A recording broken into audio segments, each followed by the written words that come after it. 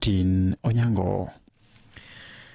Ka wawere gi lipot Mountain Record okang' maduong' bura mar ODM dwa kawo mar dhi nyime kod siro sirikal broad-based.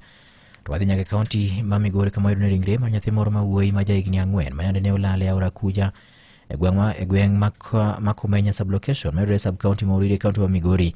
Gikone to yudi bang' manyo kuom thuolo mar ndalo 3 mokalo chien. Komanda mar obila ma sub county ma Uriri Bashir Ali no yango wach ne kolone ringre mar nyathi mawuoyi no manolal ndalo 2 mokalo chien nyogol e aora Kuja.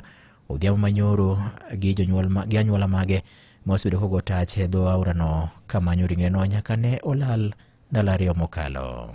Those persons who are actively engaged in pursuing any leads about the missing child found the body of the missing child floating in river Guja. The body has successfully been retrieved from the said river. It is suspected to be drowning because the last time the child was seen heading towards the river and there was no immediate persons who was closely monitoring the movement of the said child.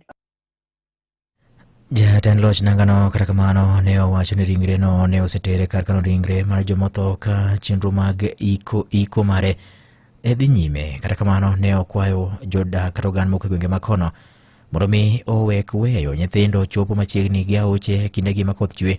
Kabendo lero ni aoche ma kamago nitiere kod pi mang'eny maketo e andaki marach mokalo ngima mag nyithindo.